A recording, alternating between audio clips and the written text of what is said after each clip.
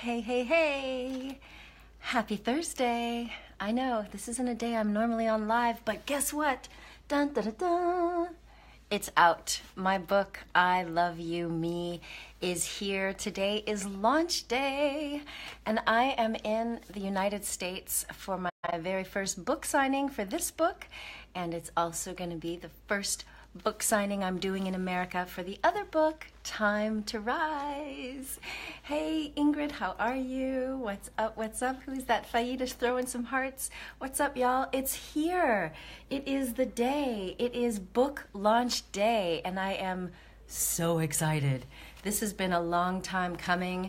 In this book, I open up and share even more than what I did on my TED stage. Hey, what's up, Trevor?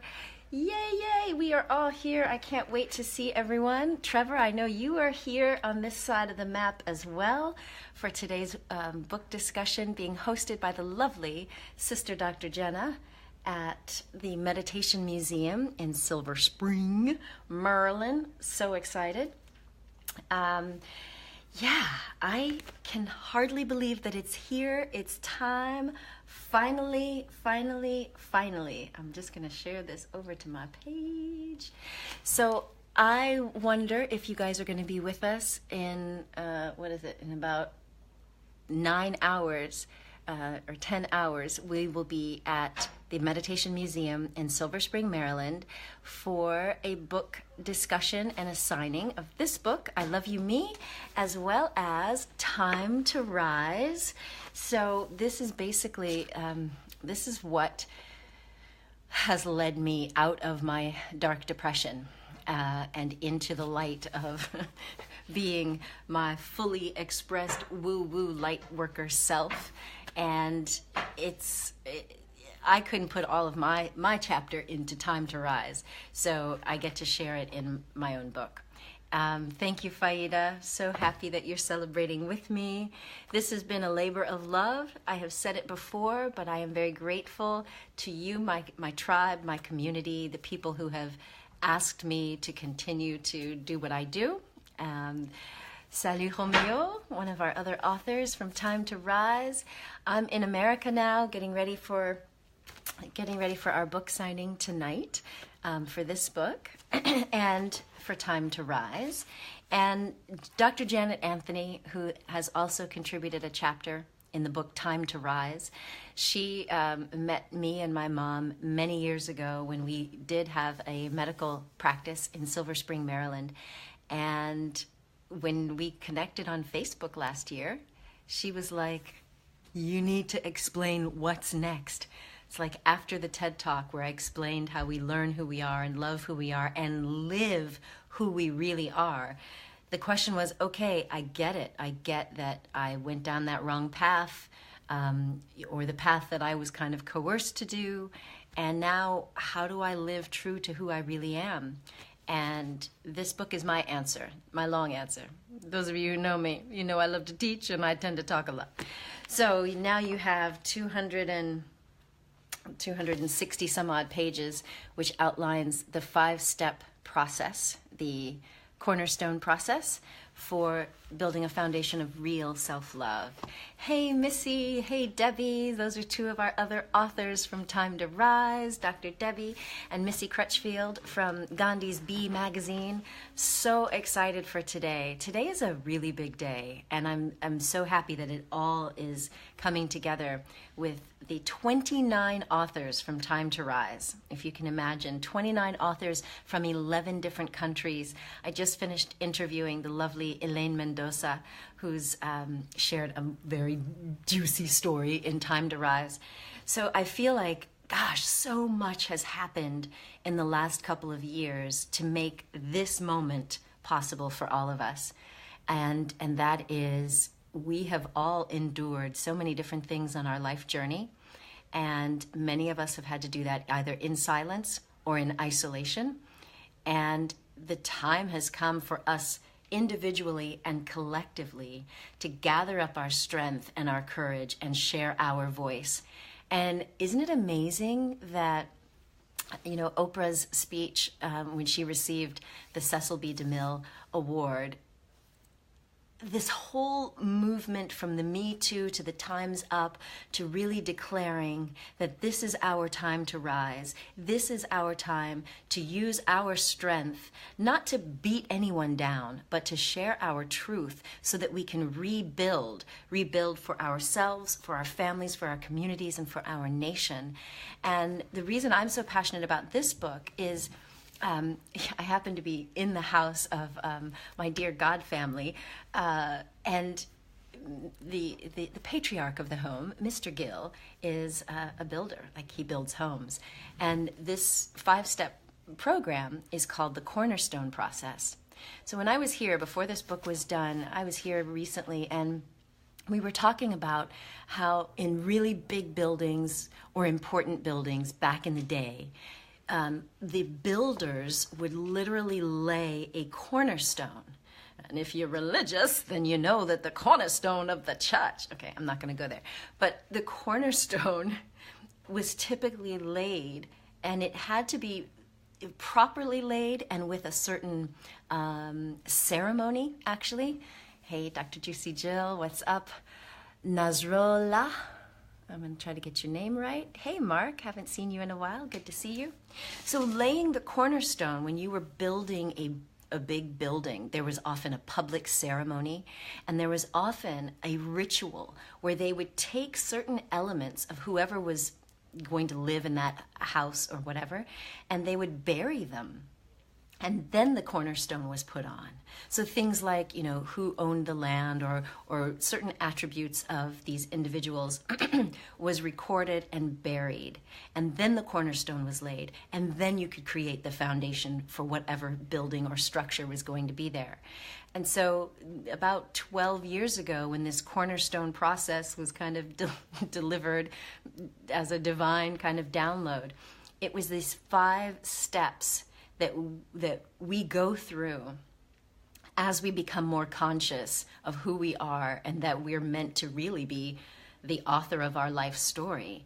And the cool thing about this cornerstone idea is that no matter what sort of structure you have on your land, so to speak, whatever your life structure is, your temple, your home, your family, your relationships, your business, whatever that structure is, if it's not fully in alignment with who you are at your core, some people are finding that those structures are already crumbling on their own.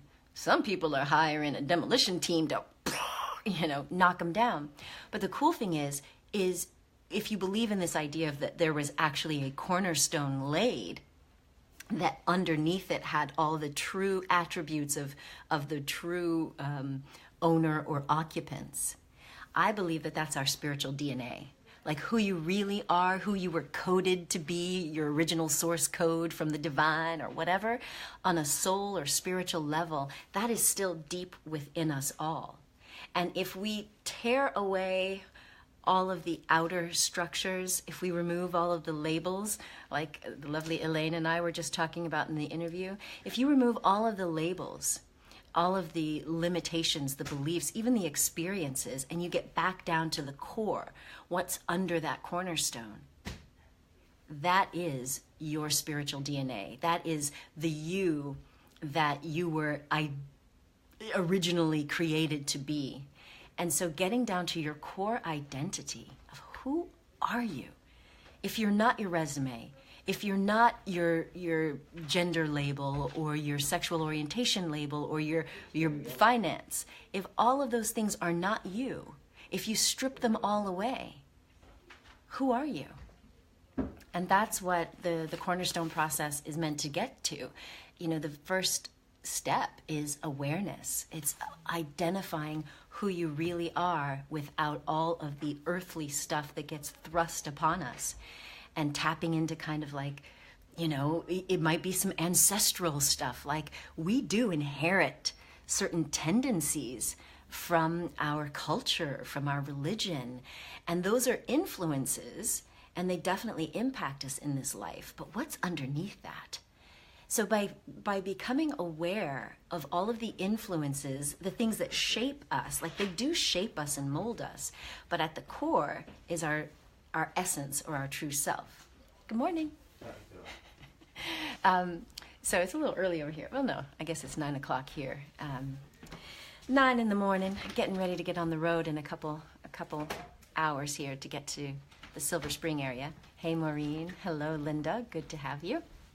So after we go through the awareness section here, which so many people who've written in the book Time to Rise, they explore their own process of awareness, of really awakening to the different influences and what have led them on their path to be who they show up as today.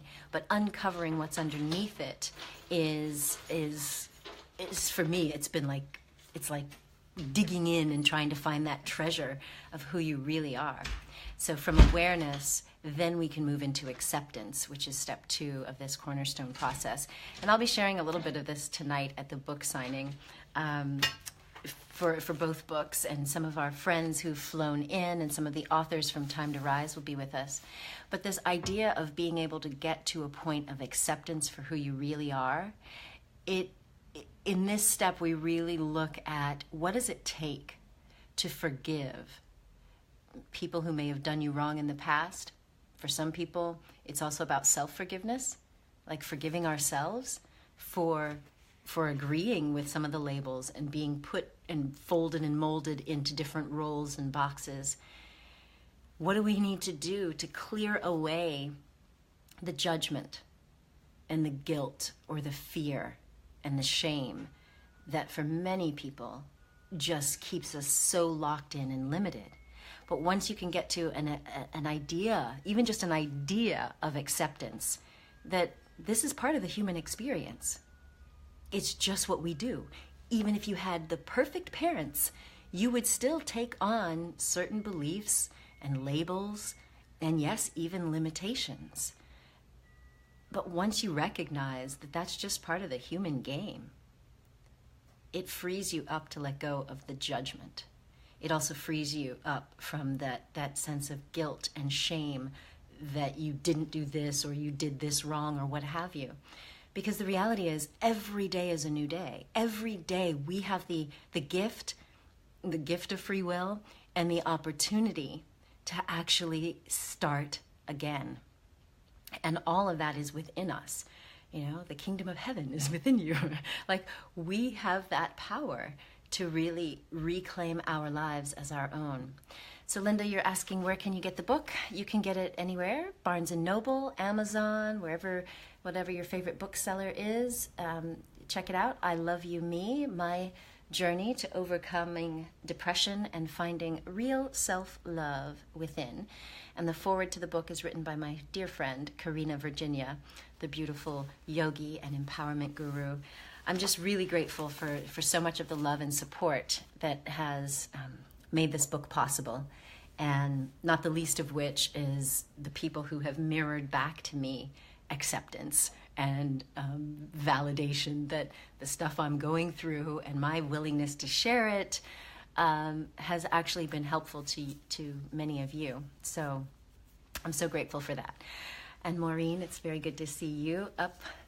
I feel like it's early, but I know it's not. I'm still jet lagged, y'all, coming from France over the weekend. So yes, Linda, I hope that you will read it. I'm offering a bunch of free gifts with the purchase of the book.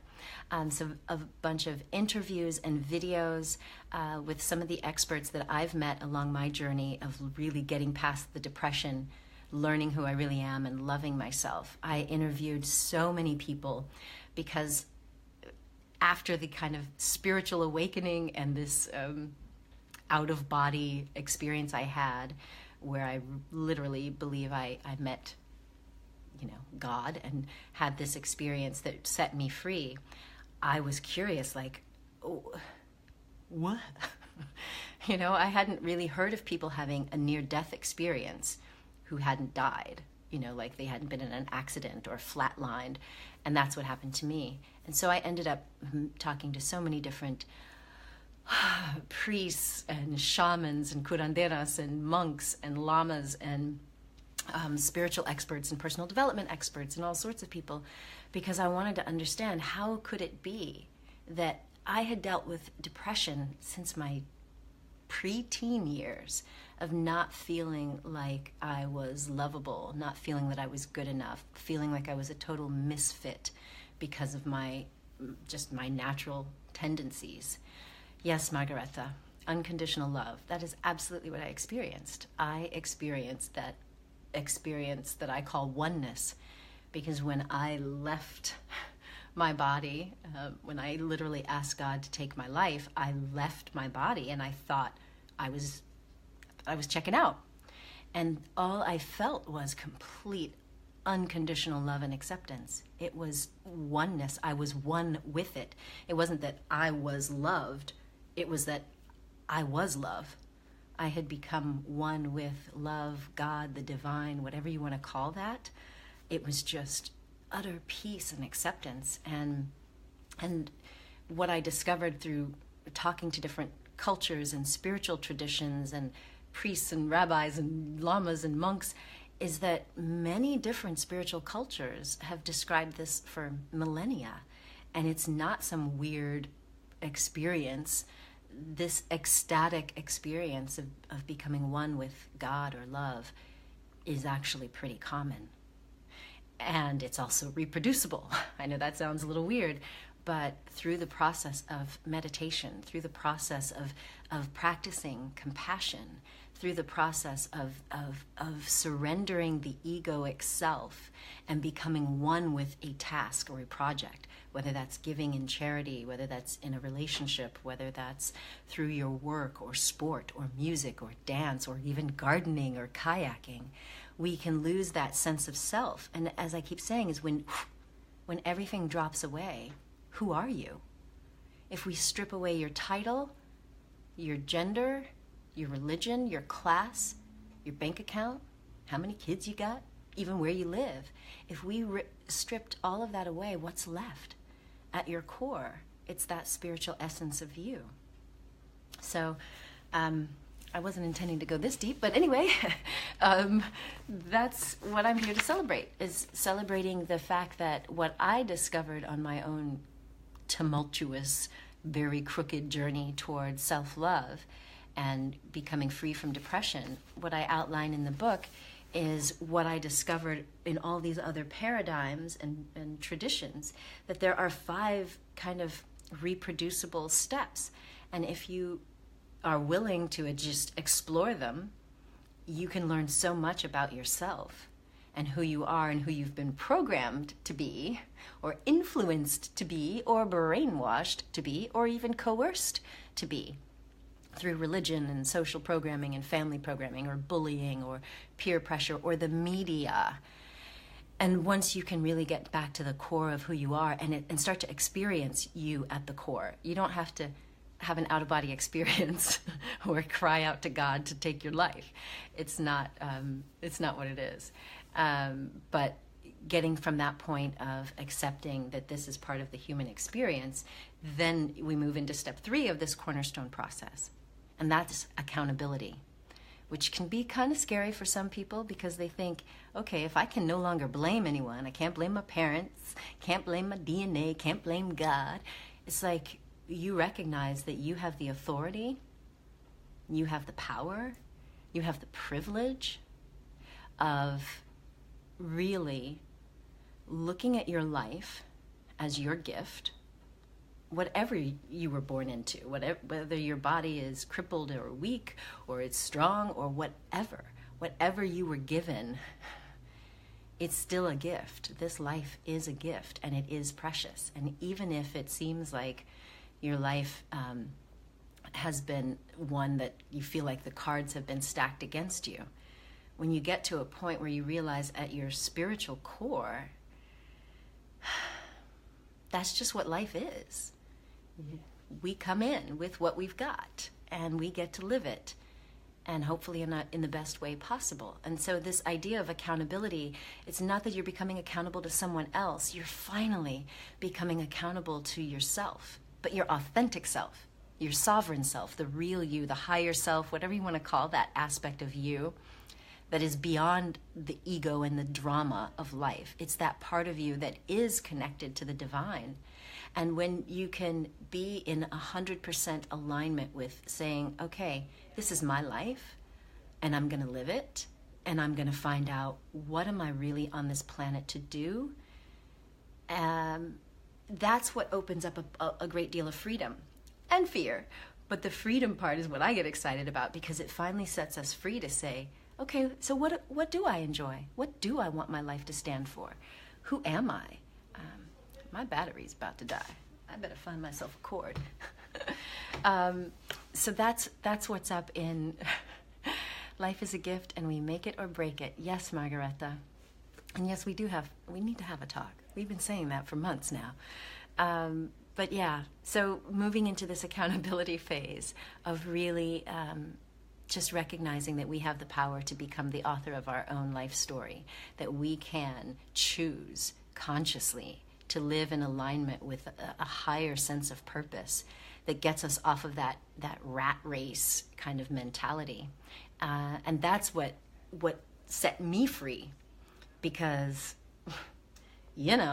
I was feeling like a prisoner. I hear you, Shelley. You said you finally found the courage to live your authentic life purpose at age 51. Yeah, I know what that's like. Let me go find myself a cord so I can not run out of batteries. Let's see.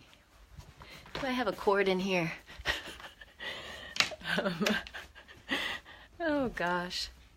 So Daria says, how not to feel selfish. Sometimes your higher self wants one thing, but your family completely another, and I start feeling guilty for opposing their view and expectations. Well, Daria, that is super duper common, because sometimes we have been brought up in a culture where we're forced to believe that it's selfish to think of yourself. And I'm not talking about becoming hedonistic or selfish, but what I'm talking about is recognizing that there is a certain aspect of self-care. So what I noticed is when many of us get on this path of finally breaking free to live in alignment with our purpose. I'm not talking about hedonism, like saying, I'm just going to do me. I'm talking about when we say, look, I'm a unique being on this planet, and I can't only live for other people to the point where I'm not expressing my truth, I'm not feeling fulfilled, I'm not feeling whole, I'm not feeling valued, which is hard because I work in the service profession, right? As healers and doctors, many therapists go through this. But sometimes your family is very comfortable with you being the rescuer or the enabler or the one they can always go to get their needs met. And taking care of yourself means that if you are full of vitality, you've taken care of yourself and your needs, there is going to be more of you available for family, for charity, for your spiritual practice, for the community. But if we do everything for everyone else to our detriment, then you're not serving with the highest intention. And yeah, so the idea of feeling guilty, believe me, I've been there and done that, feeling like, wait a minute, I'm going to let somebody down because they have their own expectation of who I am and what little box I fit into and what role I fit into. But what I finally, I hope you don't ever get to the rock bottom, but what I experienced was a rock bottom low. I was so miserable and so depressed and feeling so trapped and confined that I literally wanted my life to end. And I had built a very big and successful business, but I was trapped by it. I had, family members calling me for money, calling me for everything. And at one point I realized that I had to keep doing all of these things to maintain that for them, but I wasn't feeling like I was able to do the things that satisfied me, like creating and doing artistic projects and all of that stuff. And so ultimately I was so depressed and feeling so bad that I knew that I couldn't go on. And what I realized is I can keep doing this for them so that I don't feel guilty and I don't feel bad, but at what price? And for me, it was too much. It was too much. And it took time. And like you're saying, Margareta, saying no and taking care of ourselves, it is quite a journey. And the first time you do it, you might feel guilty and like, oh my God. And they might try to make you feel guilty. But, and that definitely happened to me when I moved to France. There are some family members that were all for it. They're like, girl, you've been talking about France for decades, go. And there were others who thought I was being selfish and thought I was taking a risk that was inappropriate and blah, blah, blah. But ultimately, when I started to feel really good and healthy, and I was able to focus on my mental health and my spiritual health, and then my body was stronger, I like dropped 20 pounds, and then I was exercising and meeting people, and I started to feel that sense of joy for my life. Then when I re-engaged with family, I had those boundaries, and I could say, this is what I can do for you, and I'm here for you, and I'm giving love and attention and compassion, but not to the detriment of me, because then there was nothing left. The other piece of what made me have to break from all that fear was I know that my daughter is a sponge. And I know that we model our parents. A lot of my stuff I learned from my parents. It's not just that the stuff they imposed on me, but we watch our caretakers and our authority figures, and we learn by modeling. That's just how humans work. We have these mirror neurons, literally parts of our brain that mirror the emotions and the feelings of other people, their energy, and we pick up on their behaviors that they do, and we model it. We do it. And I knew that I didn't want my daughter picking up bad habits. And the number one bad habit was not living in alignment with my truth.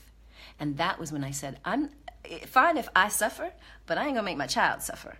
So that was the other piece that that ultimately worked. And you're right, Shelley, if your family loves you genuinely, isn't that what we all want? Like, if you had a child or any beloved, wouldn't you want them to be healthy and fulfilled? Wouldn't you want them to be authentically living their truth and thriving? Now, I know that it's scary for some people, depending on what part of the world they were born in or what era.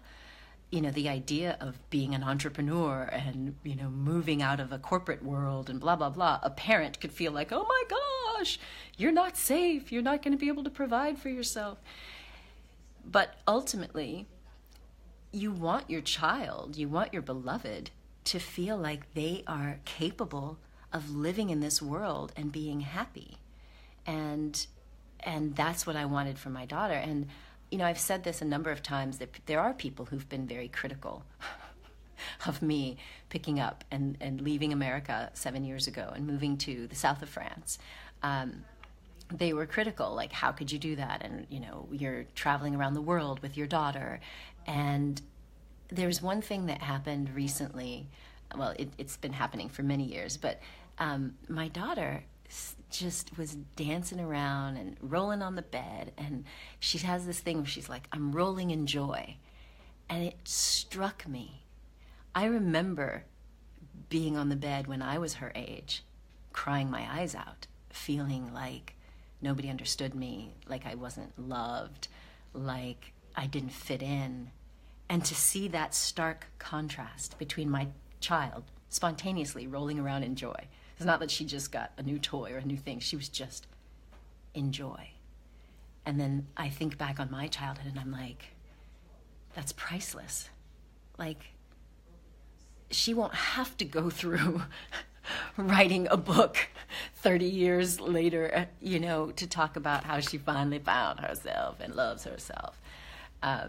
Anyway, I got off on a tangent. So I just wanted to come on briefly before I get on the road to Washington, D.C. to share this book and the 5 steps of this Cornerstone Process. These 5 steps have been what have saved me, and it's kind of this guiding principle that I keep coming back to and back to and back to, and now teaching it around the world, on the TED stage in the university. It's like once you kind of get the concept, you really can find your way through intuition, through unlearning all the conformity and relearning to value who you are at your core, and then being able to be a true contribution to the world from a pure heart, from the heart to serve, from the heart to be connected, like deeply, intimately connected with yourself, with life, and with the people who are around you, not out of obligation, not out of coercion, not out of duty, but because we feel like, God, I love you so much. I want to be present in your life. And that's, if you've seen my show, I'm always saying at the very end, you are a gift to the world. You truly are a gift. Like the idea that we have been born and survived, your life is a gift. So share your presence, but share it with passion. Don't share your presence out of obligation and coercion and that heaviness. Like, show up at whatever you do. Yes, changing family karma, Trevor. Amen. Amen. So, you're welcome, Maureen. It's my pleasure to share. I'm loving it now. It was a little scary, I will say. It was not always easy to admit all of this stuff. Now it feels so totally natural. I'm like, yeah, okay, I was depressed. I was anxious. Wanted my life to be over. I tried everything from therapy to shamanistic rituals to psychotherapy to antidepressants to anti-anxiety, acupuncture. I mean, everything. But it wasn't until I really had that experience of knowing myself, knowing God intimately, that I was set free. So yes, Margareta, it's quite a journey to undo yourself from these role models. But that's the other reason why putting this book, this I Love You Me book, and the Time to Rise interviews, and bringing you all of these other voices and experts, because I'm one person. I've had my own very convoluted journey, and the nerd in me goes into all the neuroscience and the psychology, and bringing this connection between the soul and the science and the psychology of who you really are. But there are so many other voices out there. And I feel like in a community, what I envision is this real self-love movement brings together a community. My first step is touching 1 million lives. Ultimately, the vision that I got is, bigger than that, but we got to start somewhere. But I want to connect experts, like you, Margareta, like the people in Time to Rise, like some of the luminaries that I've met who are truly heart-centered and they want people to thrive. Imagine if we had a global community of like-minded people who are willing to see you at your best, at your core, the soul essence shining and sharing your truth. So that if there's a period of time where you are a little separated from your family of origin, you're not alone. While you're figuring yourself out and having to set those boundaries, and yeah, sometimes your family's going to be like, if you go do that, you can consider me gone. Sometimes we go through that. But by having a community of experts and other people who just want to just support you and love you and mirror back to you your divine nature, what can we do then? We can heal, we can grow, we can learn to thrive again. Yeah, and Margareta, you said sometimes it means our family has to learn how to do stuff on their own, and they do. And so, I always come back to intention. I mentioned this before, but if your intention is to live your truth and to honor other people and respect them for their needs and desires, do you really want your family to be so dependent on you that they can't take care of themselves? And I don't mean if you have a tiny baby, of course, or an elderly parent, of course, you're going to take care of them. I mean, if there's this enabling, this codependent angle to what you're doing, that's not healthy. You're not serving them by enabling them. So, let me get off my soapbox. So Maureen says, thank you guys for all the good jobs. I appreciate that. Maureen says, God is so good. While I'm listening to you and thinking this is exactly what I'm feeling, depressed, not caring putting yourself first. Then your phone rings, and it's a trainer friend. I can't read the rest of it, Maureen, because the little screen doesn't show it all. You should teach others like myself how to publish and market their stories as you have. Well, Shelley, I do that. Visit makeyourmarkglobal.com. makeyourmarkglobal.com. In fact, we have the Personal Branding Boot Camp coming up January 15th. Yeah. So I lead people through a branding boot camp. So for those of you who don't know, not only am I into spirituality and psychology and neuroscience and all that, my background is 20 years in broadcast media. So working for Discovery Channel, being on CNN, being on Oprah a couple times, organizing productions in the documentary and news world, anchoring the news. My background and my expertise is in television, and it's always been on the factual side. So, I mean, I'm a performer, so the acting and performing side is there as well. But I've been helping, corporate brands and big global brands share their message in the media for over 20 years. And when I was still at Discovery Channel, and we started to have other people pitching their shows, I ended up working to develop some of these brands as they were getting their own shows and getting their own books out there. And so that's what I have been able to do now, really focused on coaches and healers and mentors who want to leverage the media, but they don't want to become a sellout. It's not about being egotistical and becoming a star for your ego. It's like, how do we leverage the beauty of the media? Like, I'm now connected to people in countries, some of the countries I can't even pronounce and haven't visited yet, but I'm connected to this global community of people who are now able to tap into the experts that I've met that they would have never met otherwise, because maybe they were never going to visit that country. They would have never seen some of these people. So, yes, Shelley, but you already knew that. Let's see. So Linda says you love to serve because it takes your mind off of your pain. Absolutely. And so many of us actually do that, and I don't think that's a bad thing. I think serving puts us back in touch with our own sense of abundance. When you're in pain or you feel like you don't have enough and you serve another, you give of your time or of your charity, or you cook for someone or you care for someone, it reminds you of who you really are at your core. As a spiritual being, you are wealthy. You are rich. You are full of vitality and love. There is no lack. There's full abundance. And I think that can refuel and re-energize us. But I think what we were talking about earlier is not neglecting that this physical body, the one that you still inhabit, still needs some stuff. Some good food, clean water, exercise, deep breathing, meditation, sleep, a little bit of fun where you can dance or play or whatever.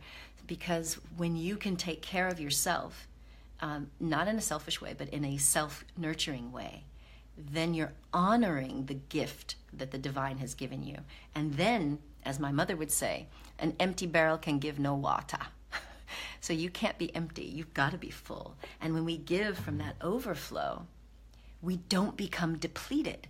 Because if we're bubbling up with vitality and energy and love, giving that vitality, energy, and love and time to others, we don't become depleted.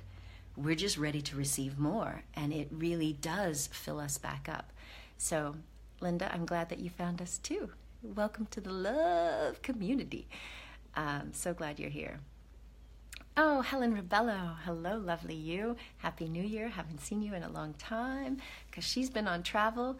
Wait till you see her book that's coming out in 2018. Oh, I love my job. I love my life. Shelley says, as you raise your energetic vibration, you'll attract that love and joy from others. Yes, yes, yes, yes. And yes, Helen has done the Personal Branding Boot Camp. Check out her brand. So beautiful. I am so blessed to work with some of the most amazing healers and coaches and therapists around the world. I love it. I love my life. Hey, Melvin, what's up? I'm coming to the DC area, so I can't wait to connect with some of you guys tonight for the book signing for I Love You Me and Time to Rise. And yes, Trevor says to serve humanity is priceless, and make sure you have fun and take care of yourself. So I'm going to have fun with this book launch and with meeting up with you all today in It's not DC, it's actually Silver Spring, Maryland, with Sister Dr. Jenna at the Meditation Museum. And the lovely Dr. Juicy Jill Stocker has flown in, as well as Trevor. And we have, I think Karen Joy Almond is driving in. My dear friend Selena Hadlock is coming with her lovely daughter. Who else is coming? Missy Crutchfield from Gandhi's Bee Magazine, and Melissa, I think Melissa Turner is with her as well, both from Gandhi's Bee Magazine, and Missy's from the Gandhi Global Center for Peace. So awesome. I'm glad that you're registered, Melvin. So it's going to be a fun way for us to connect, and for those of you who are not in the DC, Maryland, Virginia area, you can watch us online. So we're going to be broadcasting, I think, on either the Meditation Museum or Sister Jenna's page or my page or all of us. But I'm really so excited to finally be like feet on the ground, connecting with people again, and sharing from my heart. This has been a surprise. This wasn't on my list for 2017 to get this book done, and yet it's done, and here it is in all of its glory. I have to give a shout out to Andrea and Stefan from Bosnia and Herzegovina. They designed this cover, and the beautiful Heidi and Tara from In Her Image Photography in Petaluma, California. They shot this picture, and if you've seen the pictures of me and my daughter Sienna, they shot those as well. We had such an amazing shoot with them, and I want them to come to the French Riviera and Europe so that we can get some more shots and invite some of my other international folks to get some great photos done, because, you know, that's part of the brand. You've got to capture your essence and share it. So Shaquille, yes, I will let you know when I'm in England next. I want to meet up with you and lovely Helen Ribello and Yvette Taylor, who's also in Time to Rise. We need to do a book signing in the UK for Time to Rise. And I feel like this momentum of people sharing their truth and showing the world that you are not alone, and that your own path towards enlightenment can unfold magically. You're not alone, and there's support and there's love here for you. So that's what I'm excited to do. So we've got the UK. I know some people are yelling at me to go up to New York. We got to get all over the world. The lovely Solveig Thorarinsdottir, who also contributed to Time to Rise. I know she's doing yoga retreats right this month in Thailand, which I really want to go to Thailand. Elaine Mendoza just organized a trip to Thailand. Oh, so many places, so many countries to visit, so many lives to touch, so many people to hug. It's been so nice connecting with people when I was in Denmark last, like Margareta, to see some of you guys that I see every week on Facebook Live, which I love, and I feel like I can feel the energy, and some of you have been saying it, you can feel the energy too.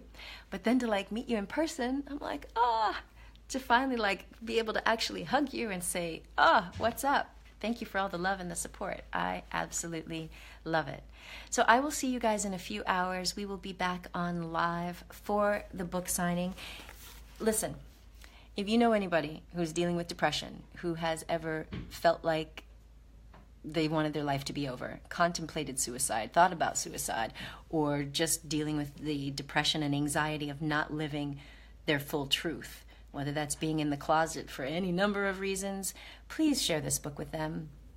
We deliberately made this affordable, so everybody can get the $2.99 version from Amazon Kindle or $3.99 from iBooks. The book itself, the paperback is $17.99, so price is no issue. And when you go to realself.love, you can also get all the free bonus gifts. So videos with me, live masterclasses, guided meditations that you can download and listen to really help you just on this journey to stay connected to that divine voice and energy. There's just no excuse. So would you please share it? Today is launch day. So of course, the more people who buy the book this week, the better. Go to Amazon or Barnes & Noble or wherever you get your books, iBooks as well, and get this book, I Love You, Me, and get Time to Rise as well if you haven't gotten that one. As a companion, you're going to get all the stories and support that you need for your life journey. So Linda, yes, I will come probably to the more like New Yorkish area. I'm not sure about Philly, but hey, if we organize something and get enough people there, we can make that happen. I'd be happy to do that before I go back to Europe, back home. So there you have it. Please share the book far and wide. If you have an email list and you want to share it, please do. Share on social media and everywhere. Get your copy of the book, and you can bring it to a book signing and I'll sign it for you. And that's it, my friends. I'm just super excited. It's launch day. It's finally here.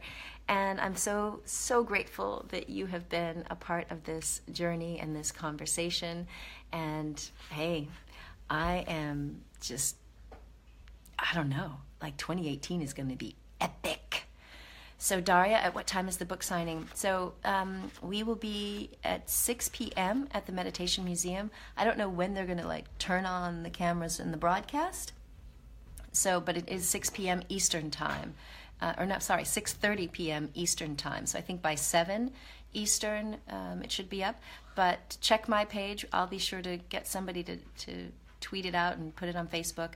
And if you haven't already connected with Sister Dr. Jenna or the Meditation Museum, search them out on Facebook or on my homepage and you'll see.